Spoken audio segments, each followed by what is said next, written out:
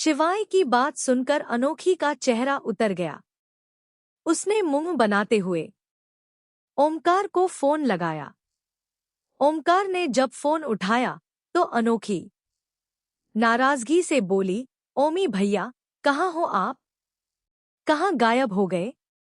घर में आ गया हूँ, पीछे मुड़ के देख, ओमकार ने कहा। दोनों ने पीछे मुड़कर देखा। ओमकार अपने हाथ में एक छोटा सा बॉक्स लिए खड़ा था और उसके पीछे दो आदमी एक बड़ा सा गिफ्ट बॉक्स लिए खड़े थे।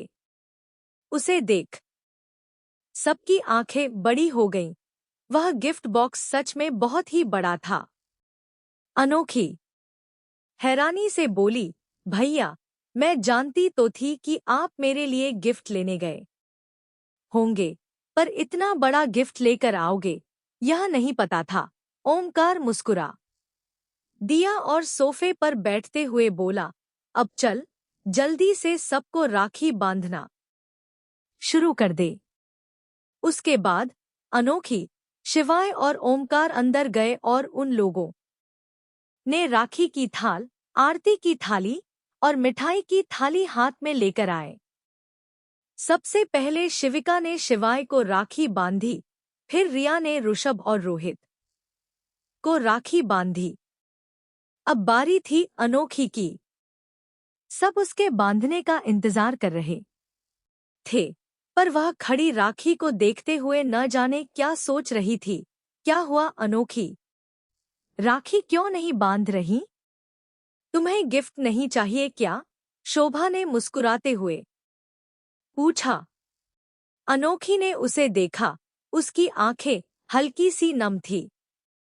यह देख सबकी मुस्कुराहट फीकी पड़ गई। अनोखी ने कहा, यह मेरा पहला रक्षाबंधन है। मैं पहली बार राखी बांध रही हूं अपने भाइयों को। उसकी बात सुन सब इमोशनल हो गए और उसे देखने लगे। फिर अनोखी ने सबको देखकर कहा, मैं क्या स्विच ऑन और स्विच ऑफ बटन हूं आप सबकी?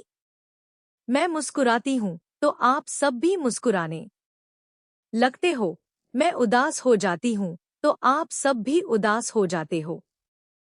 अरे मैं उदास हूं तो आप सबको मुझे खुश करना चाहिए, पर आप लोग तो खुद ही उदास हो जाते हो और फिर मुझे आप सबको खुश करना पड़ता है। ऐसा थोड़ी होता है। अनोखी ने कहा तो सब मुस्कुराने लगे। सच में वह उन सब की switch on switch off button थी। तभी विक्रम ने अपना हाथ अपनी कलाई आगे करके रखा। चल, अब ज्यादा बड़बड़ मत कर, जल्दी से राखी बांध। देख, मेरी कलाई तड़प रही है। अरे क्यों? पहले वह मुझे बांधेगी, है ना अनोखी? हार्दिक ने कहा। तो विक्रम बोला, अरे वह उम्र के हिसाब से बांधेगी। मैं तुम सबसे बड़ा हूं। आज पहली बार खुशी हो रही है मुझे मेरे उम्र में बड़े होने की। विक्रम ने अपनी बत्ती सी दिखाते हुए कहा तो अनोखी खिलखिला कर हंस दी और उसने सबसे पहले विक्रम को राखी बांधी, उसके बाद हार्दिक, फिर प्रवीण को, उसके बाद वह रोहित, शिवाय और ओमकार को देखने लगी। तो ओमकार ने कहा, पहले इन दोनों को बांध दे, मुझे सबसे आखिर में बांधना। उसके कहने पर अनोखी ने शिवाय को राखी बांधी, फिर रोहित, फिर अनोखी ओमकार के पास आई, पर ओमकार ने अपनी कलाई आगे नहीं की, बल्कि वह छोटा सा बॉक्स आगे कर दिया। अनोखी बोली, भैया, पहले राखी तो बांधने दो। आप पहले ही तोहफा दे रहे हैं। ये तेरे लिए नहीं है, यह मेरे लिए है। खोल कर देख, ओमकार ने कहा। सब थोड़े कंफ्यूज हो गए। अनोखी ने वह बॉक्स खोलकर देखा तो उसकी आंखें हैरानी से बड़ी हो गईं। उसमें बहुत सारी राखियां थी, कुछ तो बहुत पुरानी हो चुकी थी। अनोखी हैरानी से देखने लगी तो ओमकार उससे बोला, ये 20 साल की राखियां हैं जो मैं हर साल रक्षाबंधन में खरीदा था और हर साल यह इसमें बंद होकर रह जाती थी। पर आज चाहता हूं कि यह सारी राखियां इस बॉक्स से आजाद होकर मेरी कलाई में आ जाएं, उन हाथों से बंधे जिनके लिए मैं लाया करता था। ओमकार की बात सुन अनोखी की आंखों में आंसू आ गए और बाकी सब भी इमोशन हो गए। अर्चना भी नम आंखों से अपने दोनों बच्चों को देख रही थी। अनोखी ने उस में से एक राखी निकाली जो सबसे पुरानी थी। हल्की सी उस पर कालापन आ गया था। ओमकार ने कहा, यह उस वक्त खरीदा था जिस साल तू पैदा हुई थी। मैं हर साल सोचता था कि तेरे पास जाऊं, पर कुछ मेरी हिम्मत जवाब दे जाती थी। सॉरी अनु, आप सॉरी मत बोलो, अगर कहा ना तो मैं ये सारी राखियां आपकी कलाई की जगह मुंह पर बांध दूंगी, अनोखी ने रोते हुए कहा। तो ओमकार हंसने लगा। अनोखी ने फिर एक एक कर वह पूरी 21 राखियां ओमकार की कलाई पर बांधी। उसका हाथ पूरा भर गया था, पर हाथ के साथ साथ वहां सबकी आंखें भी भर आई थी। तभी ओमकार उठा और बड़े से गिफ्ट बॉक्स के पास आया। उसने जैसे ही वह गिफ्ट बॉक्स खोला, उसमें से बहुत सारे गिफ्ट्स नीचे आकर गिर गए और उसके अंदर एक बहुत बड़ा सा टेडी बियर भी था। तभी ओमकार उठा और बड़े से गिफ्ट बॉक्स के पास आया। उसने जैसे ही वह गिफ्ट बॉक्स खोला, उसमें से बहुत सारे गिफ्ट्स नीचे आकर गिर गए और उसके अंदर एक बहुत बड़ा सा टेडी बियर भी था। ओमकार ने अनोखी को सोफे पर बिठाया और एक एक कर वह सारा गिफ्ट उसके पास अगल-गल और सामने टेबल पर रख दिया और खुद उसके सामने अपने घुटनों पर बैठ गया। उसने उसमें से एक छोटा सा बॉक्स निकाला और उसे अनोखी को दिया। अनोखी ने वह बॉक्स खोला तो उसमें बहुत सारे अलग-अलग कार्टून के बलून्स थे। ओमकार ने कहा, जब माँ की टमी में तू थी, तब स्कूल में मैंने अपने फ्रेंड से सुना था कि वह अपनी छोटी बहन के हाथ पैर पर बलून बांध देता था और जब उसकी छोटी बहन अपने छोटे छोटे पाँव हिलाती थी तो वह बलून्स हिलते थे, जिसे देख वह बहुत खुश होती थी। तब मैंने सोच लिया था कि मैं भी अपनी बहन के लिए बहुत सारे बलून्स लेकर आऊंगा, जिसे देख वह बहुत खुश हो जाएगी। यह तेरा पहला राखी का तोहफा था। अनोखी ने उसमें से बलून्स निकाल कर देखे।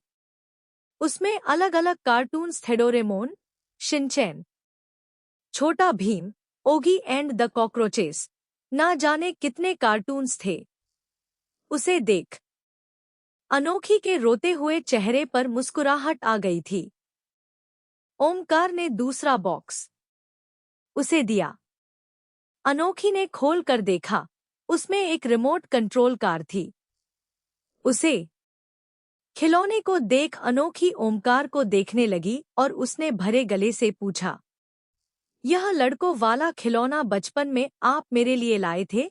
ओमकार मुस्कुराते हुए बोला, हाँ, यह तेरे लिए ही था, ताकि तू मेरा खिलौना बन सके। मैं चाहता था कि जब तू घुटने के बल चलना शुरू कर देती, तब मैं यह रिमोट कंट्रोल कार चला दूं, ताकि तू उसे पकड़ने के लिए उसके पीछे पीछे भागे।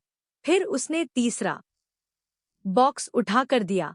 उसमें एक चांदी की पायल थी, जिसमें बहुत सारे घुंघरू लगे थे। ओमकार ने अनोखी के चेहरे को पकड़कर कहा, यह तेरा तीसरा तोहफा था।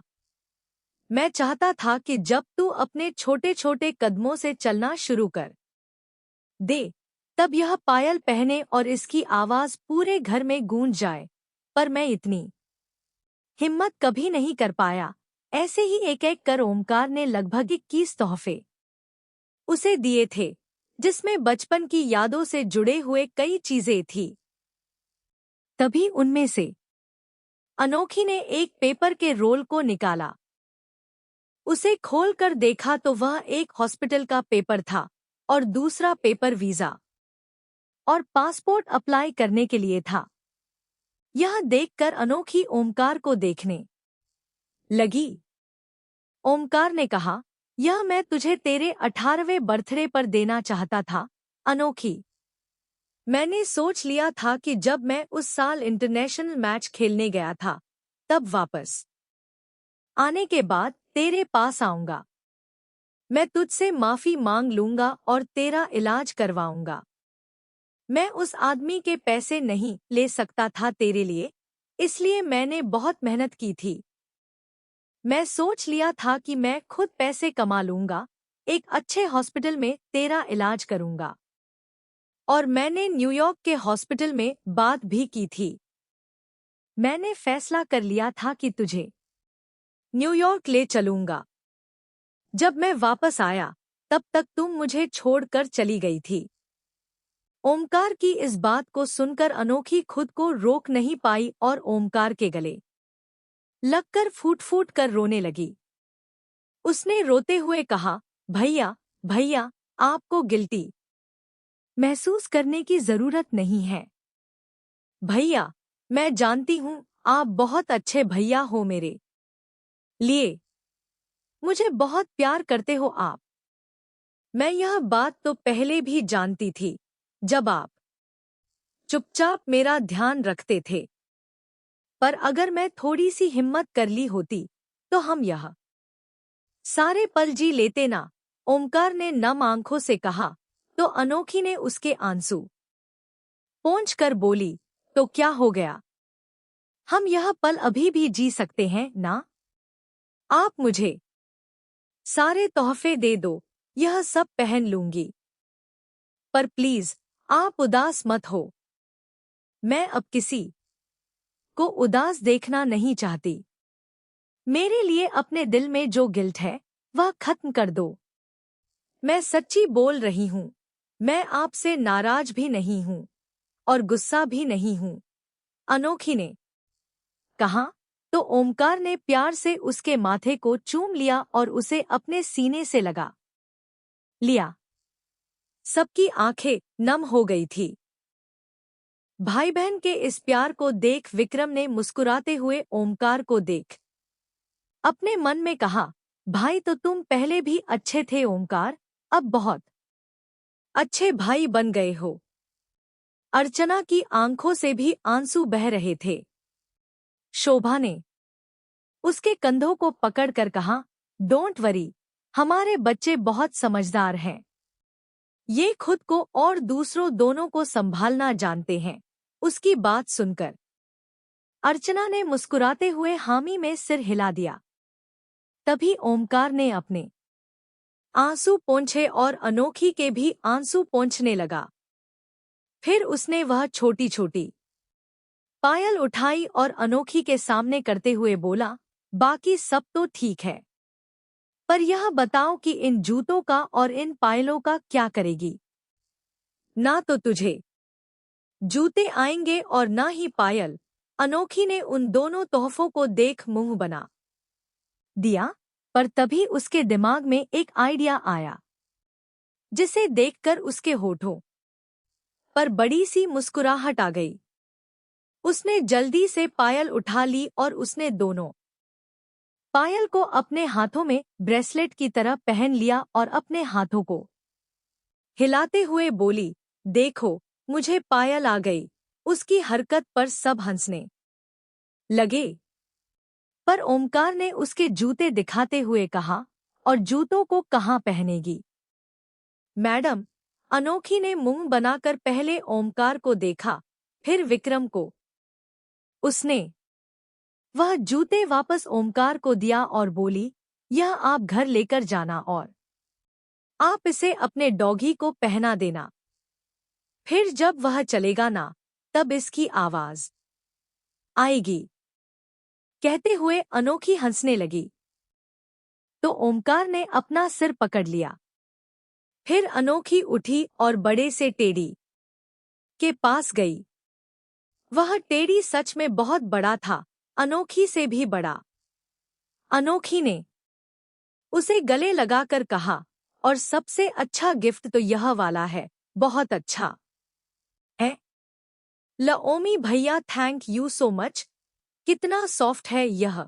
अनोखी को उसने बड़े डैडी को इस तरह गले लगाते देख सब मुस्कुरा रहे थे, पर ऋषभ था जिसके चेहरे पर कोई मुस्कुराहट नहीं थी, बल्कि वो ऐसे घूर रहा था जैसे वह कोई खिलौना नहीं बल्कि कोई इंसान हो, और अनोखी उसके सामने किसी और लड़के को गले लगाकर उससे प्यार कर रही हो। उससे जब रहा नहीं गया तो वह उठा और अनोखी को तेजी से अलग करके बोला, बस भी करो, अब पूरा खाने का इरादा है क्या?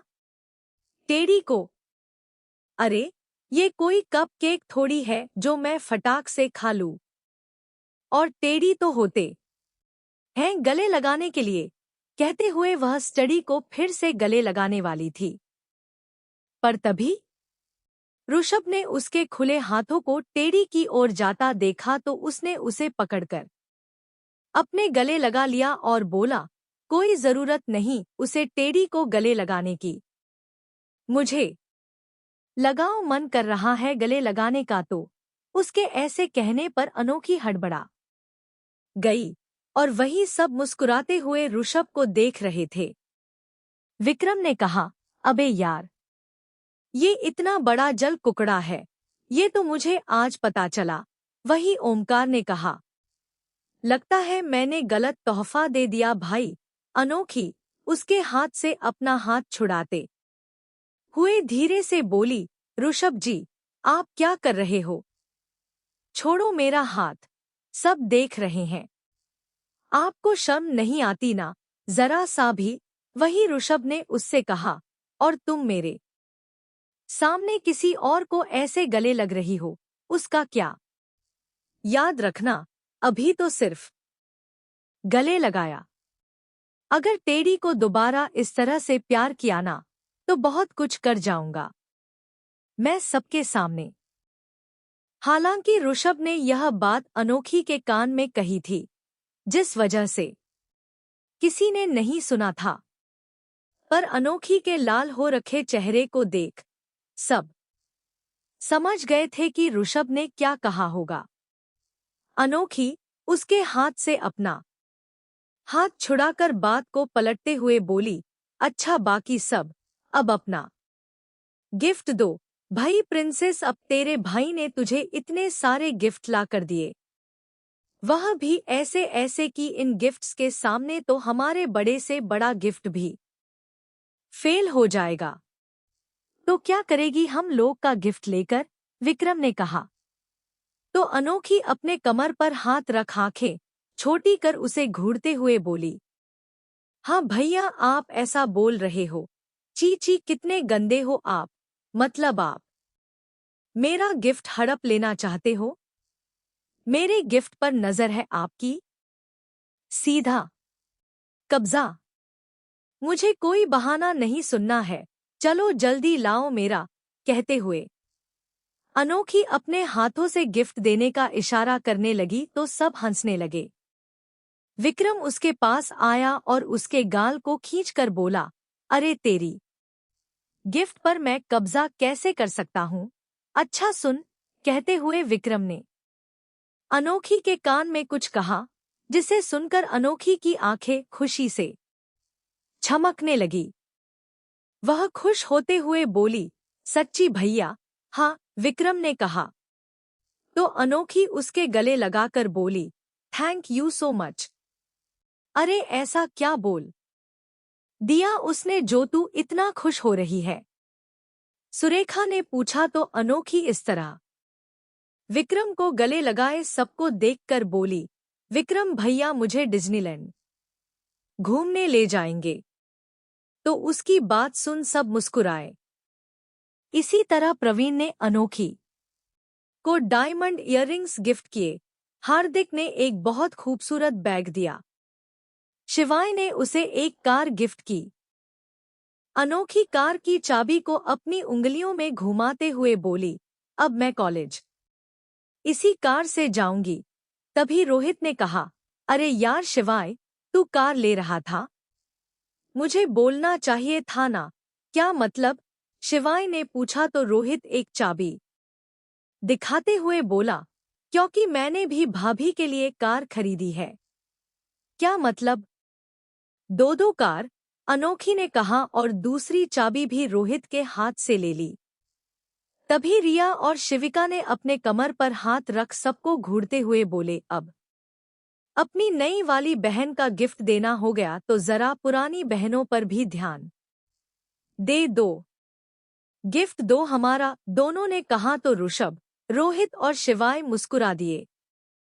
जैसा कि ऋषभ ने कहा था, उसने रिया को एक बहुत सा खूबसूरत एक्सक्लूसिव डिजाइन का सेट गिफ्ट किया, जिसे देख रिया बहुत खुश हुई। अनोखी ने कहा, रिया भाभी, यह मैंने डिजाइन किया है और यह पूरे वर्ल्ड में सिर्फ एक ही होगा आपके पास। रोहित ने रिया को भी सेम कार गिफ्ट की जैसी उसने अनोखी को दी थी। तभी शिवार एक ज्वेलरी बॉक्स लिए शिविका के पास आया और उसे देते हुए बोला, ये ले, ये है तेरा गिफ्ट। शिविका ने उसे खोल कर देखा तो उसमें कुछ पुराने स्टाइल के पायल थे। उन्हें देख शिविका की आंखें भर आई और वो शिवाय को देखने लगी। पता है, माँ ने पायल अपनी बहू के लिए रखा था, पर मैं ये भी जानता हूँ कि तुझे ये पायल बहुत पसंद थे, पर तूने मांगा नहीं क्योंकि तुझे पता था कि तुझे हम ये आसानी से दे देंगे। पर अब मैं ये चाहता हूँ कि तू उसे रखे और शादी करते वक्त यही पायल पहने, ताकि माँ का आशीर्वाद भी उस वक्त तेरे साथ रहे। शिविका उसके गले लग भरे गले से बोली, थैंक यू सो मच शिवाय, ये है मेरी आज तक की सबसे बेस्ट गिफ्ट है। उन दोनों को देख सब मुस्कुरा दिए। चलो, अब सबका रक्षाबंधन हो गया ना? शोभा ने कहा तो अनोखी तपाक से बोली, नहीं, अभी खत्म नहीं हुआ। क्यों? अब क्या बाकी रह गया? सुरेखा ने पूछा तो अनोखी बोली, अरे सेम भैया बाकी रह गए ना। उन्होंने कहा था वह थोड़ी देरी से आएंगे, पर एकदम ही लेट आएंगे। क्या राखी बांधने का मुहूर्त तो चला जाएगा। कहते हुए अनोखी टाइम देखने लगी। तभी मेंशन के अंदर आते हुए सेम ने कहा, oh my Barbie girl, why are you being sad? तुम्हारा सेम भैया ने कहा था ना वह। तभी मेंशन के अंदर आते हुए सेम ने कहा, oh my Barbie girl, why are you being sad? तुम्हारा सेम भैया ने कहा था ना वह आएंगे, सो लुकाएं। यह सेम की आवाज सुन सब उसकी ओर मुड़े और उसे देख मुस्कुरा दिए। सेम ने आज पहली बार इंडियन वियर पहना था। अनोखी उसे देख खुश होते हुए बोली, सेम भैया, आप इस कुर्ते पजामे में कितने अच्छे लग रहे हो। सच्ची, I know, I look very handsome in every cloth, in every way, same ने इतराते हुए कहा। दोनों खिलखिलाकर हंसने लगे। अनोखी ने से का हाथ पकड़ उसे सोफे पर बिठाया और फिर जल्दी से राखी बांध दी। फिर उसे मिठाई खिलाते हुए बोला, happy Rakshabandhan my cutie pie, and this is for you. कहते हुए उसने एक बॉक्स अनोखी के सामने कर दिया। अनोखी ने खुश होते हुए बॉक्स खोला तो उसमें एक मेकअप किट था। सेम ने कहा, this is the most exclusive makeup kit made by my company और this is really healthy for your sensitive skin my darling. पर मैं तो मेकअप ही नहीं करती ना भैया, अनोखी ने मासूमियत से पूछा तो सेम उसके गाल को खींचकर बोला, नो, बट मैंने सुना है तुम्हारी शादी होने वाली है ऋषभ के साथ। और अब तो सबकी शादियां हो रही हैं, तो इसकी जरूरत तो पड़ेगी ना, माय स्वीट हार्ट। ओके, तो फिर आप इसे अपने पास ही रख लो, क्योंकि मेरा मेकअप तो आप ही करोगे ना, माई सेम भैया। अनोखी ने मेकअप किट वापस उसके हाथ में देकर उसके गालों को खींचकर बिल्कुल उसी अंदाज में कहा जिस अंदाज में सेम कहता है। यह देख सेम के साथ साथ सभी हंसने लगे और इसी तरह हंसी खुशी में उनका रक्षाबंधन बीता। वहीं दूसरी ओर स्वाति शॉप पर आ तो गई थी, पर आज काम में उसका मन नहीं लग रहा था। वह अब तक 2 गलतियां कर चुकी थी। उसके दिल दिमाग में बस शिवाय चल रहा था। शिवाय की बातों का असर उस पर इस कदर हुआ था कि वह कुछ और सोच ही नहीं पा रही थी।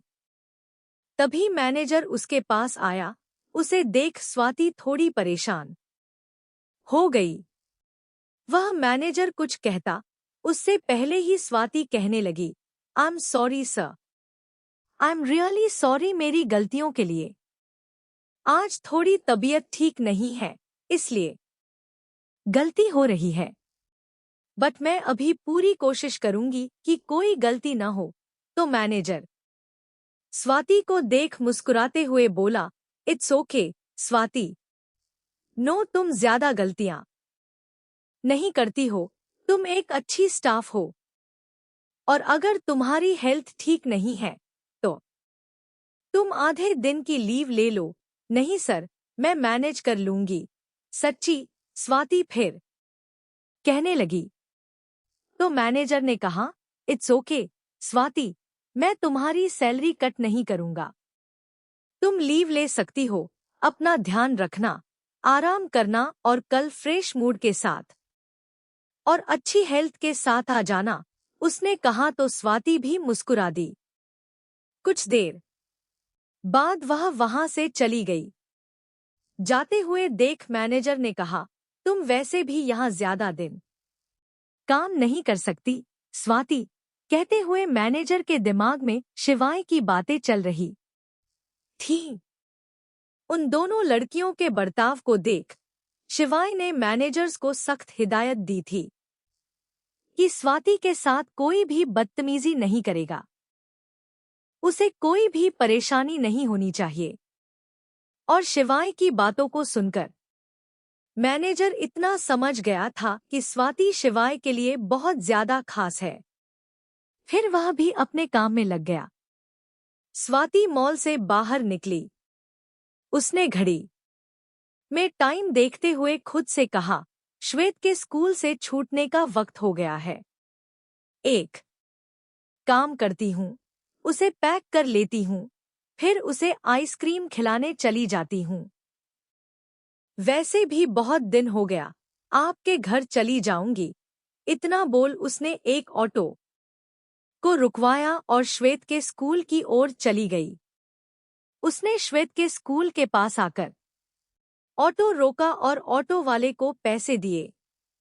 वह गेट की ओर बढ़ ही रही थी कि तभी उसने देखा स्कूल के गेट के पास एक कार रुकी और उसमें से अभिनव बाहर आया।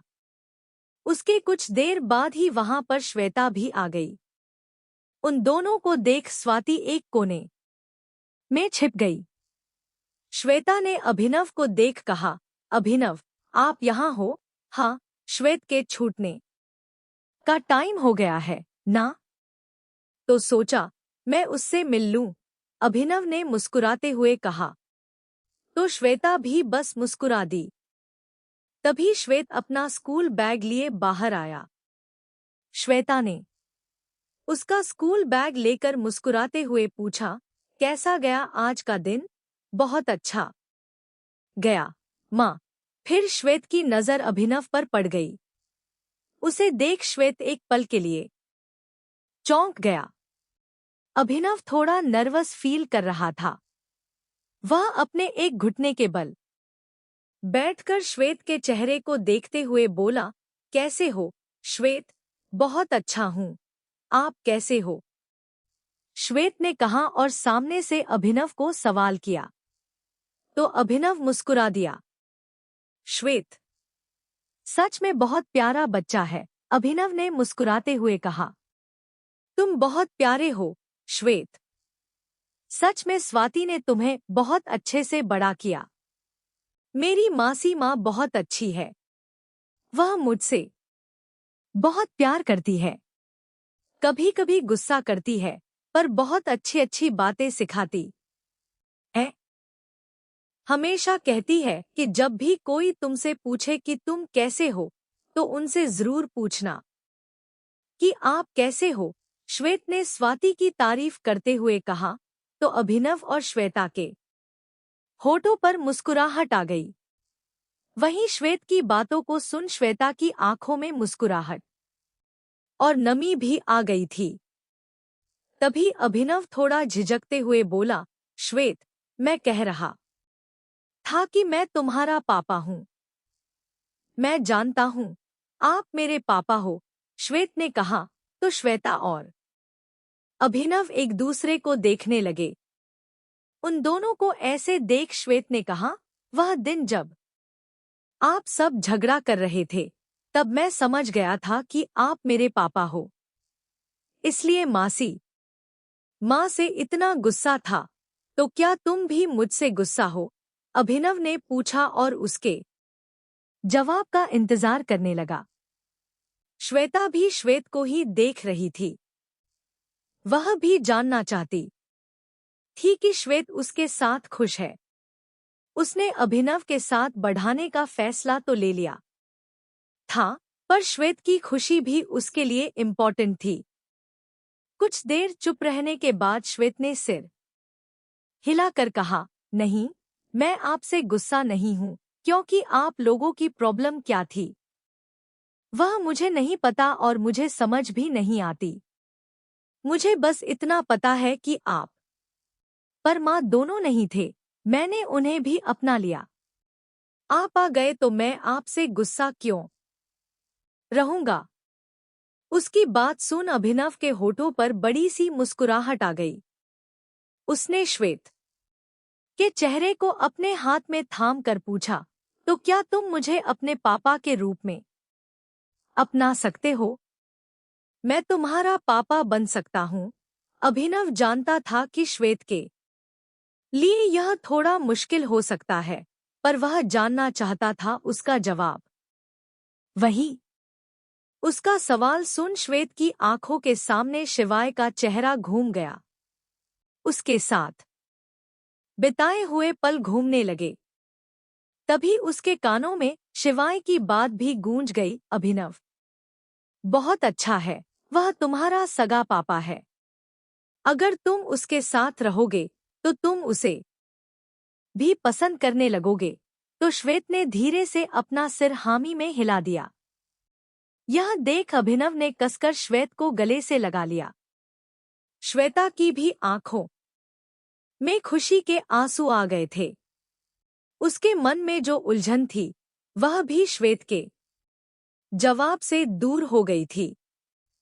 वहीं दूर खड़ी स्वाति उन तीनों को देख रही थी, जो एक परफेक्ट फैमिली लग रहे थे। उन्हें देख लेने के बाद स्वाति वहां से चुपचाप चली गई। अभिनव ने कहा, चलो हम लंच पर चलते हैं। इतना बोल वे तीनों वहां से चले गए। अभिनव उन्हें एक 5 स्टार होटल में ले गया। उसने अब श्वेत से उसकी पसंद का खाना पूछा, तो श्वेत ने बताया। श्वेता की पसंद को तो अभिनव जानता था, इसलिए उसने पहले ही उसके लिए ऑर्डर कर दिया था। श्वेता ने गौर किया, श्वेत को ऐसी कई चीजें पसंद थी जो स्वाति को पसंद थी। उसने श्वेत को देखा तो श्वेत के खाने का तरीका भी कुछ कुछ स्वाति की तरह ही था।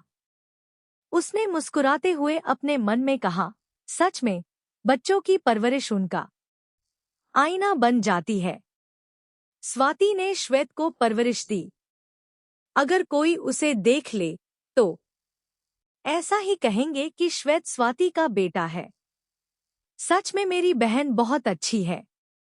भगवान जैसे आपने मेरी हर मुराद पूरी कर दी, मेरी जिंदगी पूरी कर दी, उसकी जिंदगी में भी कोई अधूरापन मत रहने देना।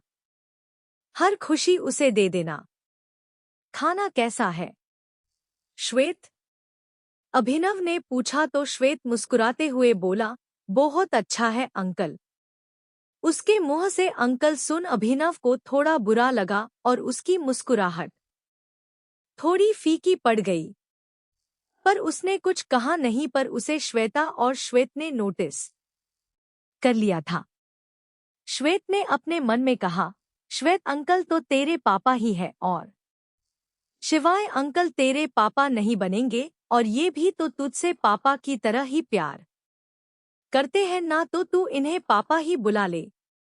इससे ये भी और माँ भी बहुत खुश हो जाएगी। तभी श्वेत ने मुस्कुराते हुए अभिनव से कहा, आप भी तो खाओ ना पापा। क्या कहा तुमने? अभिनव ने हैरानी से पूछा तो श्वेत उसी तरह मुस्कुराते हुए बोला, पापा कहा, क्योंकि आप पापा हो ना। थैंक यू सो मच बेटा। अभिनव नम आंखों से मुस्कुरा दिया और श्वेत को सीने से लगा दिया। वहीं दूसरी ओर स्वाति वहां से सीधे समंदर के किनारे आ गई थी। वह भीड़ भाड़ से दूर एक खाली जगह पर कोने में बैठी समंदर की लहरों को उठते बिखरते हुए देख रही थी। तभी उसकी नजर दूर एक प्रेग्नेंट लेडी पर गई, जो अपने पति का हाथ पकड़े पानी में धीरे धीरे कदमों से चली जा रही थी और हंसते हुए अपने पति से बातें कर रही थी। उसे प्रेग्नेंट लेडी के पेट को देख स्वाति के हाथ अपने आप ही अपने पेट पर चले गए। उसकी आंखें बंद हो गई। तभी उसके कानों में डॉक्टर की कही बात सुनाई दी, श्वेता, मैंने तुमसे पहले ही कहा था, तुम्हें प्रॉपर ट्रीटमेंट और प्रॉपर केयर की जरूरत है, पर तुमने नहीं लिया ना। तुमने प्रॉपर ट्रीटमेंट नहीं लिया और ना ही तुमने खुद का ध्यान रखा। और देखो उसका नतीजा, तुम्हारा इन्फेक्शन यूट्रस तक फैल गया है। हमें इन्फेक्ट हुआ हिस्सा निकालना होगा और I am sorry Swati, but इसके बाद तुम कभी मां नहीं बन सकोगी। स्वाति ने झट से अपनी आंखें खोली। उसकी आंखें लाल हो गई थी और आंसुओं से भरी थी। ऐसा लग रहा था जैसे उसकी आंखों में खून उतर आया हो। वह लाली खुशी की नहीं, दर्द की थी, जो शायद स्वाति ने कहीं अपने मन के किसी कोने में दबा कर रखा था, पर वह आज उसकी आंखों से दिखाई भी दे रहा था और आंसू बनकर बह भी रहा था। वह अपने आंसुओं को रोकने की बहुत कोशिश कर रही थी, पर उसके आंसू थे जो रुकने का नाम ही नहीं ले रहे थे और लगातार उसकी आंखों से गिरे जा रहे थे। स्वाति की सांसें तेज हो गई थी। उसने रोते हुए खुद से कहा, वह कहता है वो मुझसे प्यार करता है, पर जब उसे मेरी इस कमी के बारे में पता चलेगा, तब उसका प्यार हवा हो जाएगा। क्योंकि हर एक मर्द को ऐसी औरत चाहिए होती है, जो उसे उसकी जिंदगी की सबसे बड़ी खुशी दे, उसका खून, उसका खुद का बच्चा दे। और अगर वह सच में ता से सच्चा प्यार करता है, तो अचानक से स्वाति के दिल से यह आवाज उठी, जिसे सुन स्वाति खुद चौंक गई। उसने अपने सीने पर हाथ रखकर नामे सिर हिलाते हुए कहा, नहीं, अगर वह सच में मुझे बहुत प्यार करता है, मुझसे सच्चा प्यार करता है, तो तब तो मैं बिल्कुल उसकी जिंदगी में नहीं जा सकती। वह मुझसे बहुत बेहतर लड़की डिजर्व करता है। मैं भले लाखों बार उसे बुरा कह दूं, लाख उससे झगड़ा कर दूं, पर मेरा दिल जानता है, शिवाय बहुत अच्छा है। उसने तो श्वेत को पहली मुलाकात में इतना प्यार दे दिया कि उस बच्चे ने उसे अपना पापा मान लिया।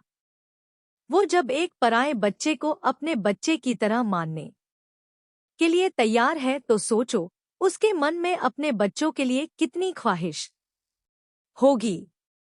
मैं उसे ऐसे दर्द नहीं दे सकती। दोनों तिल तिल मरे, इससे अच्छा तो सिर्फ एक के ही हिस्से में दर्द हो, वही ठीक है। कहते हुए स्वाति ने अपना चेहरा अपने घुटनों में छुपा लिया। तभी वहां पर एक बूढ़ी औरत आई। वह स्वाति के सामने हाथ फैलाकर बोली, बेटा, कुछ दे दो। उसकी आवाज सुन स्वाति ने चेहरा उठाकर देखा और अपने आंसू पोंछ लिए। उसने अपने पर्स में से एक 50 रुपए का नोट निकाला और उसे बूढ़ी औरत के हाथ में देते हुए बोली, माजी, मेरे पास बस इतना ही है अभी। वह बूढ़ी औरत स्वाति के रोते हुए चेहरे को देख रही थी। वह स्वाति के बगल में बैठ गई और उससे बोली, बहुत परेशान लग रही हो बेटा, क्या दुख है तुम्हें? कुछ नहीं माजी, स्वाति ने उनसे नजरें फेर कर कहा। तो बूढ़ी औरत हंसकर बोली, अरे बता दो, दिल हल्का कर लो। इस समुद्र से अपनी बातें कहेगी तो बस सुन लेगा वह, पर मुझसे कहेगी तो शायद मैं कुछ दिलासा दे सकूं। बोल दो, क्या दर्द है?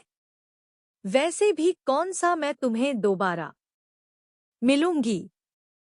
उस बूढ़ी औरत की बात सुन स्वाति की आंखों से एक बार फिर आंसू गिरने लगे। उसने रोते हुए समंदर में उठती लहरों को देखते हुए कहा, मेरे पास ना खुशियों के लिए ज्यादा वजह है और ना ही कुछ कहने के लिए ज्यादा शब्द। कहते हुए स्वाति ने उसे अपने जीवन की सारी सच्चाई बताई। कैसे वह अपने परिवार से, अपनी बहन से दूर हुई, कैसे एक छोटी सी नन्ही सी जान अपनी बहन के बच्चे को लेकर इस शहर में आई, कैसे उस मुश्किल वक्त में श्वेत को पाला, उसे बड़ा किया, उसे माँ का प्यार दिया, कैसे इन्फेक्शन होने की वजह से उसके यूटेरस को निकालना पड़ा, जिस वजह से वह मां नहीं बन सकती। कैसे शिवाय उसकी जिंदगी में आया, कैसे उसने शिवाय को खुद से दूर किया। स्वाति ने आंसू भरी नजरों से बूढ़ी औरत को देखकर पूछा, अब आप ही बताओ माजी, क्या गलत किया है मैंने इसमें? वह लड़का बड़ा नहीं है, इसलिए उसके साथ बुरा नहीं होना चाहिए। और रही बात श्वेत की, तो मैं जानती हूँ मेरा बच्चा परिवार के लिए तड़पता है और अब उसे उसका परिवार मिलेगा, उसे उसकी माँ पापा मिलेंगे, बुआ, दादी, दादा, पर दादा, सब मिलेंगे उसे। मेरा बच्चा बहुत खुश रहेगा अपने परिवार के साथ, पर मैं उस परिवार का हिस्सा नहीं बन सकती। मैं जब तक श्वेत के सामने रहूंगी, वह मुझसे कभी दूर नहीं हो पाएगा और श्वेता और अभिनव के पास नहीं जा पाएगा। और इसमें गलती उसकी नहीं है। उसने जब से होश संभाला, उसने जब से मां कहना शुरू किया, उसने मुझे ही मां कहा था और उसके मन में शायद मैं ही मां के रूप में बैठी हूं। इसलिए मुझे उससे दूर होना होगा, तभी उसके मन में मां की जो तस्वीर है वह बदलेगी श्वेता के रूप में और तुझे कर पाएगी, उस बूढ़ी औरत ने कहा। तो स्वाति अपने आंसू पोंछकर बोली, मैं अपने परिवार में अपने बच्चे और अपनी बहन के लिए कुछ भी कर सकती हूँ। तभी उसका फोन रिंग हुआ। उसने फोन उठाकर देखा तो श्वेता का फोन था। उसने गहरी सांस लेकर खुद पर काबू किया और फोन उठाया तो फोन की दूसरी ओर से श्वेत की आवाज आई, मासी माँ, आप कहाँ हो? आपको पता है मैं माँ, अभिनव और पापा मॉल आए हैं, पर मैनेजर अंकल ने कहा आप पहले ही चले गए। हाँ बेटा, मैं मॉल में नहीं हूँ, मैं किसी काम से बाहर आई हूँ और मुझे शायद आने में देर हो जाएगी। आप माँ के साथ एंजॉय करना, स्वाति ने मुश्किल से कहा। तो दूसरी ओर से श्वेत ने बस हम कह दिया। उसके बाद स्वाति ने फोन काट दिया। वह उठते हुए बूढ़ी औरत से बोली, बहुत बहुत शुक्रिया माँ जी, सच में आपसे बात करने के बाद मन थोड़ा हल्का हो गया। स्वाति चली गई। वह बूढ़ी औरत उसे जाते हुए देख रही थी। उसने खुद से कहा, आज रक्षाबंधन है और साथ ही साथ श्रवण का आखिरी सोमवार भी। इस पवित्र दिन पर मैं महादेव से तेरे लिए दुआ करती हूँ। मैं यह नहीं कहूंगी उनसे कि वह तेरे मन की हर दुआ पूरी करें, क्योंकि उन दुआओं में तूने अपने लिए तो कुछ नहीं मांगा है। मैं बस उनसे यही मांगूंगी कि वह तेरी जिंदगी की हर कमी पूरी करें, तुझे प्यार, परिवार, बच्चा सब मिले, हर खुशी मिले। स्वाति वहां से निकल सीधे अभिनव के घर आ गई। उसने अभिनव के घर की डोर बेल बजाई तो रूही ने दरवाजा खोला। अपने सामने स्वाति को देख रूही चौंक गई, लेकिन उसने फिर भी मुस्कुराते हुए स्वाति से कहा, अरे स्वाति, तुम आओ ना अंदर प्लीज। रूही स्वाति को लेकर हॉल में आई तो हॉल में भारती और उसके पापा दोनों ही मौजूद थे। स्वाति को देख भारती भी चौंक कर खड़ी हो गई और उससे बोली, स्वाति तुम यहाँ? नमस्ते आंटी, नमस्ते दादाजी। कहते हुए उसने दादाजी के पैर छू लिए तो उन्होंने स्वाति के सर पर हाथ रखकर कहा, खुश रहो बेटा। भारती, यह बच्ची कौन है? भारती बोली, पापा, यह श्वेता की बहन है। स्वाति, भारती ने अपने पापा को अभिनव, श्वेता, स्वाति सबके बारे में सब कुछ बता दिया था, इसलिए उन्हें हैरानी नहीं हुई। उन्होंने स्वाति को बैठने का इशारा करते हुए कहा, आओ बेटा, बैठो। रूही, इसके लिए कुछ लेकर आ। जी दादाजी, कहते हुए रूही जाने लगी, पर स्वाति उसे रोक कर बोली, नहीं नहीं, मुझे कुछ नहीं चाहिए, मैं तो असल में यहाँ आप लोगों से कुछ बात करने आई थी। हाँ, बोलो बेटा, भारती ने पूछा। स्वाति ने कहना शुरू किया, आंटी, आप तो जानती हैं कि हम सबकी जिंदगी में क्या हुआ है। मैं अभिनव को पसंद नहीं करती थी। उसने जो भी किया था मेरी बहन के साथ, पर मेरी बहन को अभिनव से बहुत प्यार है। वैसे तो यह सारी बातें घर के बड़े करते हैं, पर हमारे घर में कोई नहीं है, इसलिए मैं खुद अपनी बहन के लिए बात करने आई हूँ। तुम कहना क्या चाहती हो बेटा? साफ साफ कहो, भारती के पापा ने पूछा। तो स्वाति बोली, मेरी बहन किन मुश्किलों में रही है यह तो आप सब जानते हैं। अभिनव और श्वेता ने एक दूसरे का साथ निभाने का फैसला कर लिया है, तो मैं आप लोगों से पूछने आई हूँ कि क्या आप लोग मेरी बहन को अपना लोगे? उसके पास्ट के बारे में जानने के बाद भी क्या आप लोग उसे बहू बनाओगे?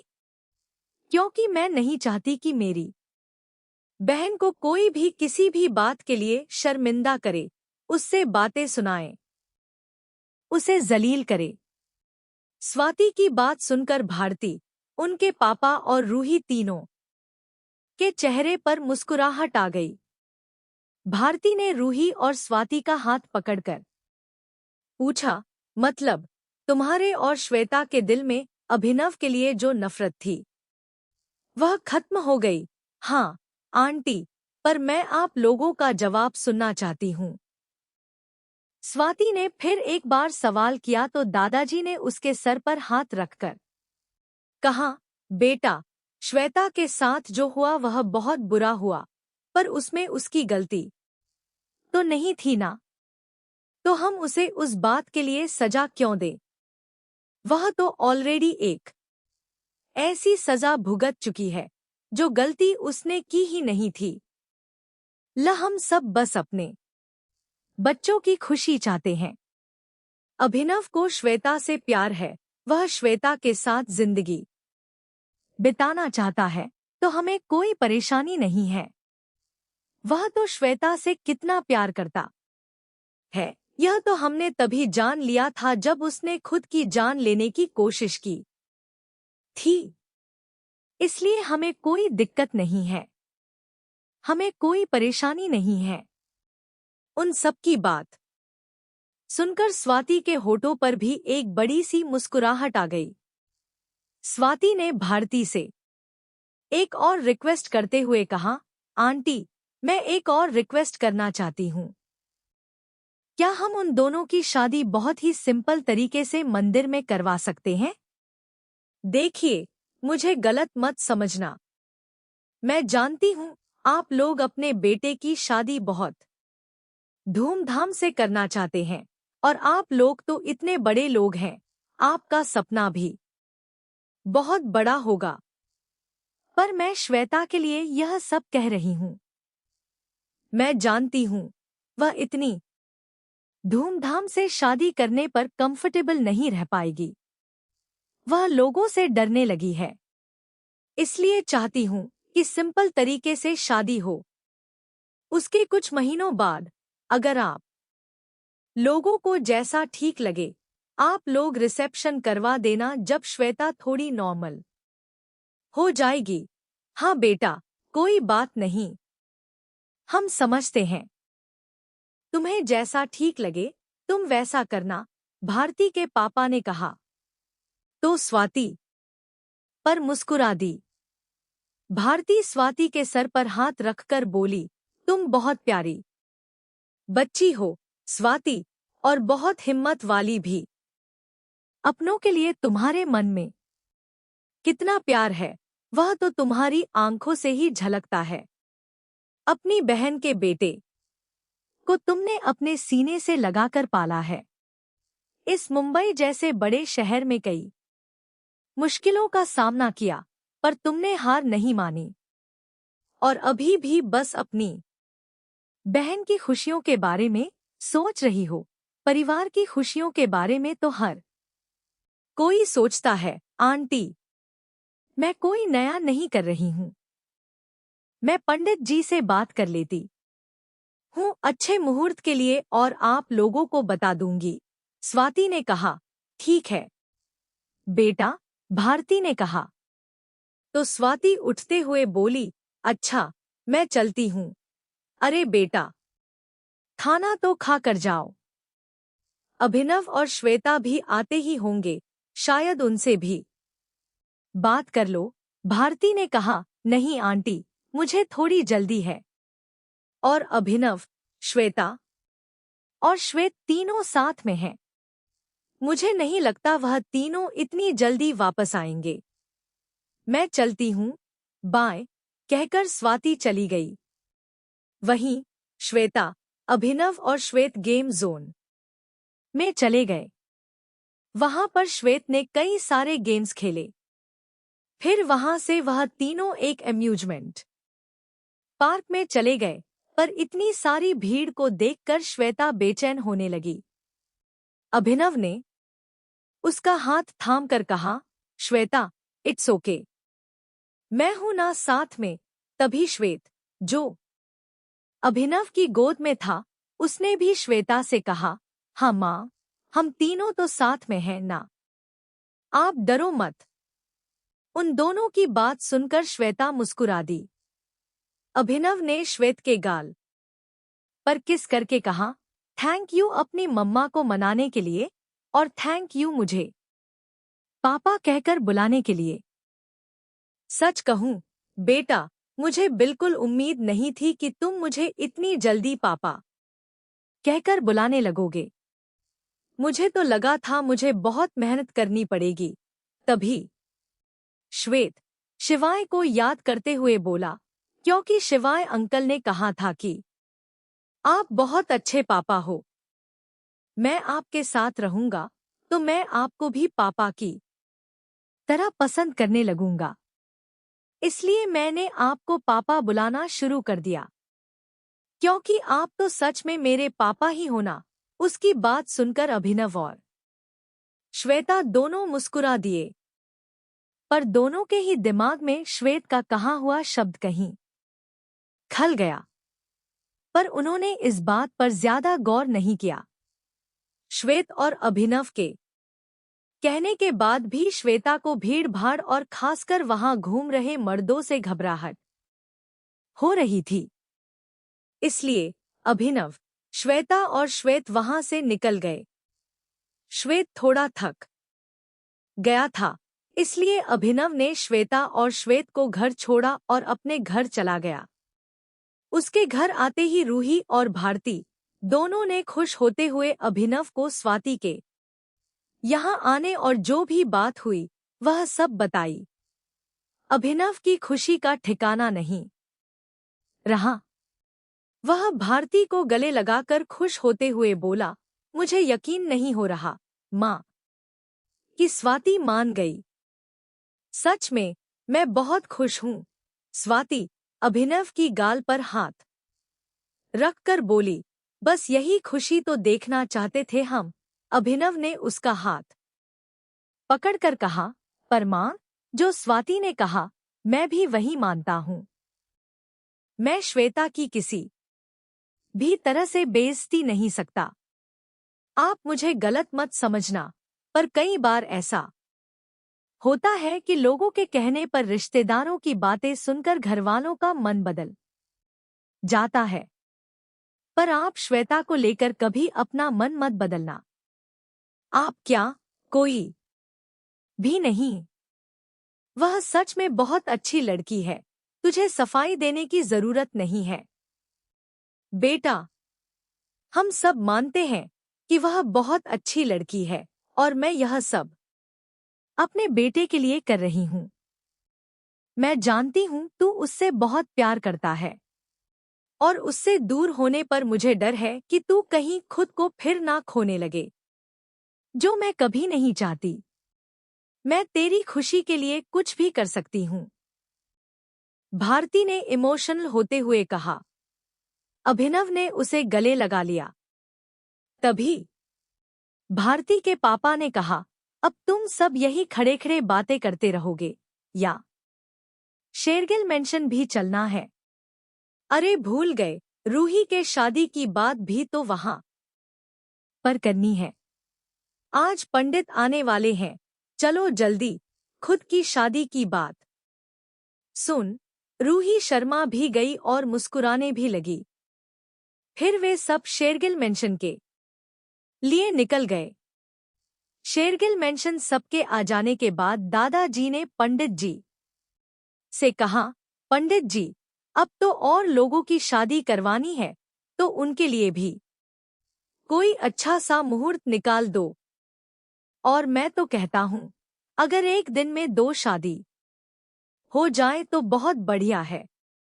मेरे घर के गधों में सब्र नाम की चीज नहीं है, तो जल्दी जल्दी शादी करवा दो।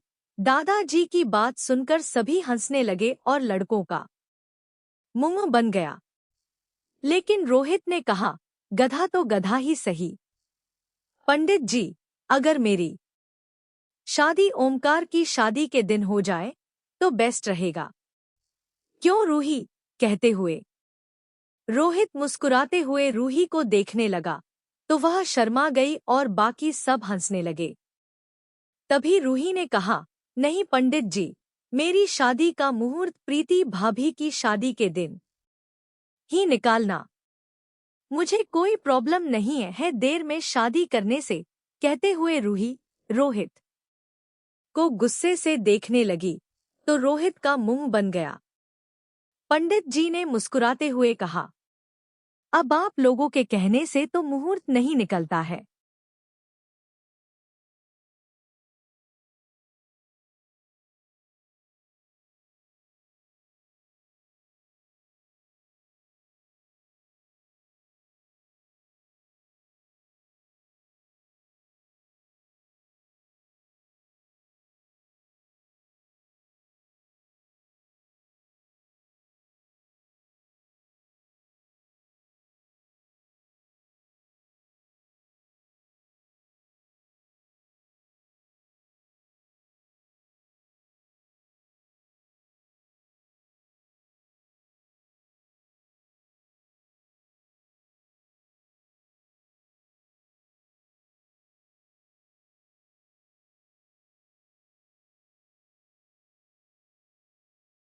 मैं तो वहां सिर्फ तुम्हारे लिए आई थी।